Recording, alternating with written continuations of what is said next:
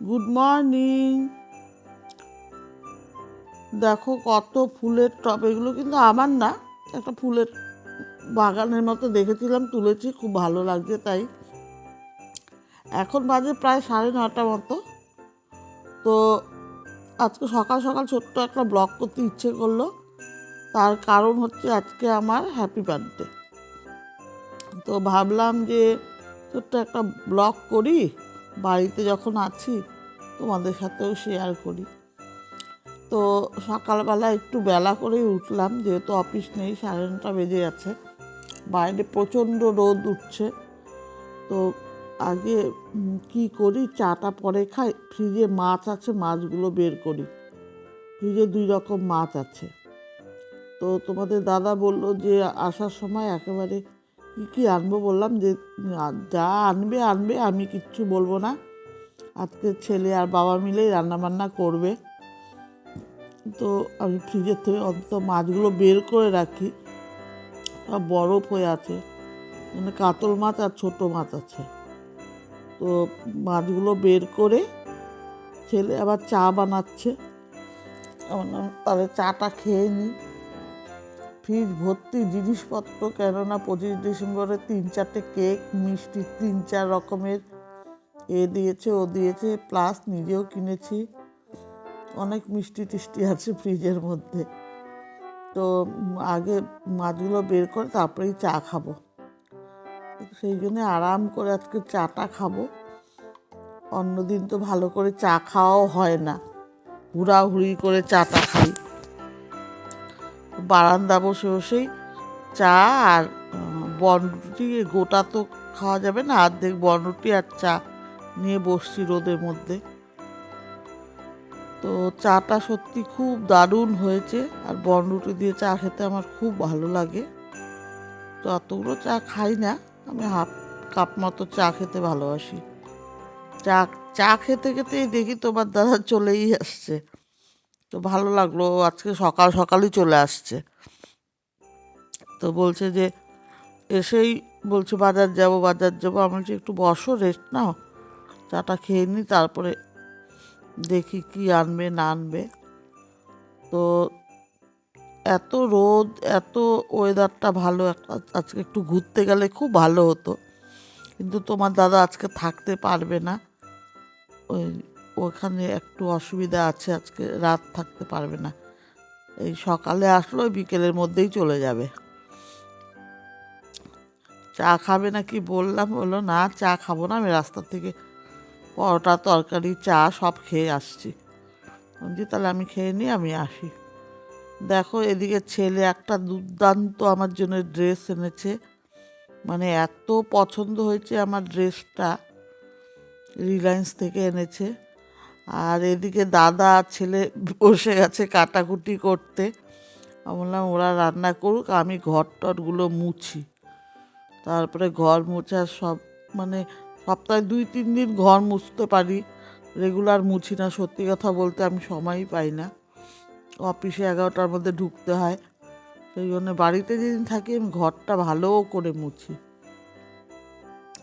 ঘর মুছে ভাবলাম আমি আর কিছু করব না, ওরা যা করার করুক, আমি স্নানটা করে নেব, স্নান করে পুজো দিয়ে নেবো, আমি আর কিছু করব না।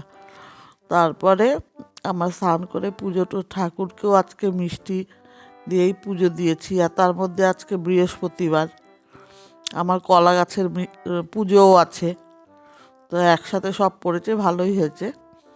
কলা গাছকেও মিষ্টি খাওয়াতে পারলাম। অন্যদিন তো আমি কলা গাছে প্রসাদ দিই না, তো পুজো দিলাম, ভালো শান্তি মতো আজকে পুজোটা দিয়েছি, কেননা অন্যদিন তো হুড়াহুড়ি করে পুজোটা দিই।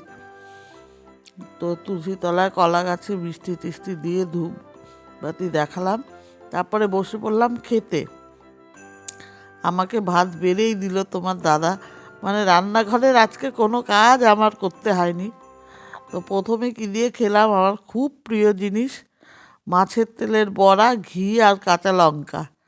আমার কিন্তু সত্যি কথা বলতে কি, আমার আর কিচ্ছুই লাগবে না, বড়া, ঘি আর কাঁচা লঙ্কা, মাছের তেলের বড়া,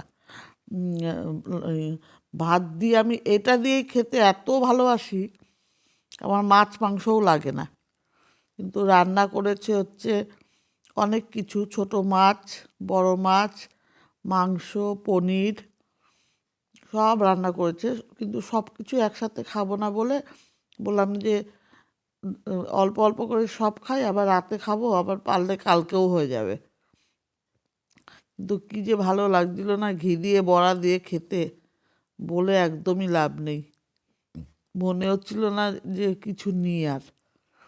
তারপরে খেলাম, তিনজনেই একসাথে খেলাম। তোমার দাদারটা, রাজেরটা সবারটাই বেড়ে নিল। তো তার দেরি হয়ে গেছে, ও চলে যাবে একটু পরেই। কিন্তু কি করব, এত কাজ বাড়িতে থাকলে মানে প্রচুর কাজ থাকে, এই জন্য 3টে বেজে গেছে খেতে খেতে।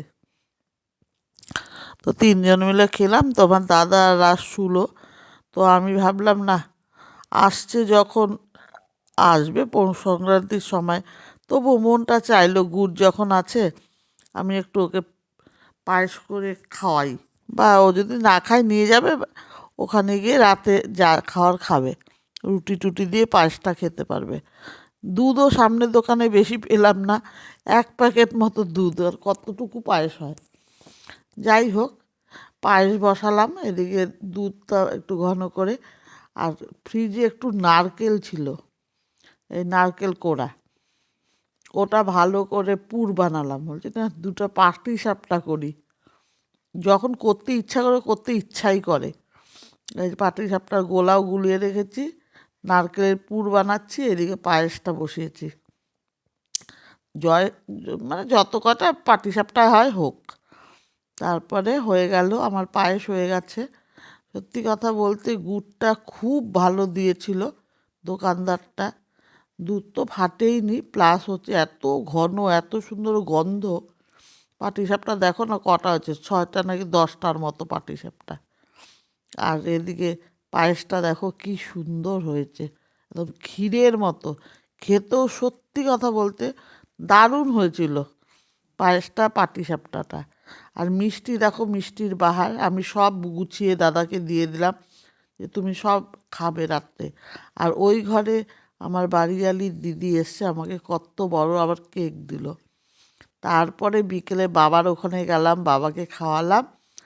আসার সময় আমি আর বাবাই একটু মেলাতে ঘুরলাম, ঘুরে বাড়িতে চলে আসছি। এটাই হচ্ছে আজকের আমার ছোট্ট একটা ব্লগ, তোমাদের সাথে শেয়ার করলাম। ভালো গেল আমার জন্মদিনটা, ওদের দুজনকে নিয়ে আমি সব কিছু এনজয় করতে খুব ভালোবাসি।